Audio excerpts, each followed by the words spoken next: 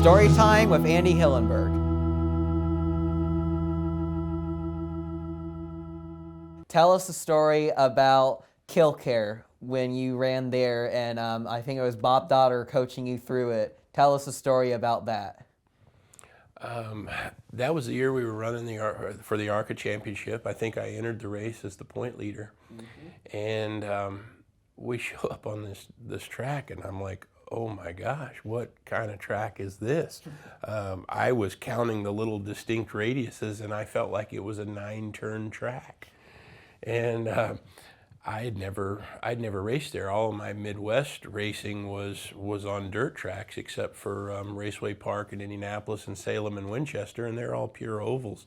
So to have a really goofy shape like that, and we go up there, and I was pretty much like, oh, well, I guess this is the end of the road here, so to speak. I didn't know what to expect. I was all, and Bob Dotter was my crew chief that year, and probably one of the people in the world that taught me a lot about racing.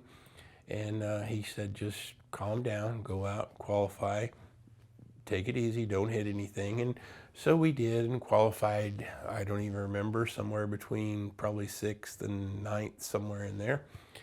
And I'm still nervous about the racetrack. Like, how do they race here? How do we put 36 cars on this little track? Where's everybody gonna go? And I just figured that I didn't know how to finish races like that. So after qualifying, I think we ended up somewhere between 6th and 9th.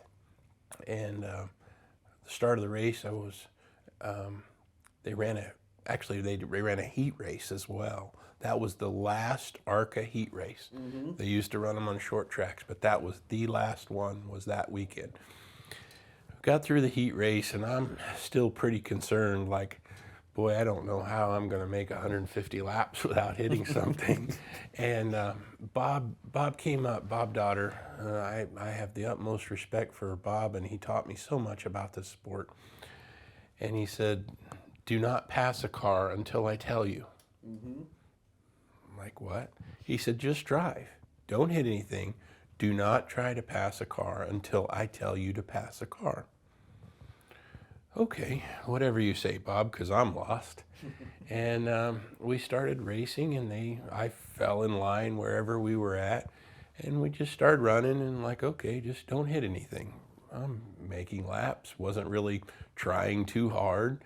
And then all of a sudden, I think we see one car chug off to the pits. See a couple cars back into the fence up in front of us. Oh, missed the wreck. And next thing you know, we're in the top 5. And I'm like, they gave the halfway flags, and I'm like, Bob, can I go? I can go faster. And he said, no, do not. I'm like, what do you mean? This is a race. And he's like, no, dude, just keep doing what you're doing. So he kept driving, and it's probably 10 laps to go, and we're in 4th place. And Bob Schacht, who was racing for the championship, a very tough competitor, Bob had led most of the day, but he had started backing up, and I could see him. And I'm like, can I go now, Bob? And they're given the 5 laps to go. And he says, no, do not go. And I mean, Bob's backed up from the lead to 3rd place and probably 2 car lengths ahead of me. And I'm like, I know I can beat him. He's backed up a whole straightaway in the last 10 laps. Do not pass that guy. So they throw the white flag, and it was just like a movie.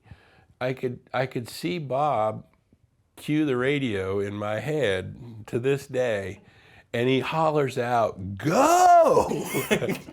on the white flag lap, and I passed Bob and finished 3rd in the race. And that was really a key to us winning the championship that year, because the battle was so close, and to go in a track that I really felt like we were going to struggle, and just hoping for a top 10 to walk out with a 3rd place finish at a tough racetrack like that was a big step for a big boost for our race, for our season.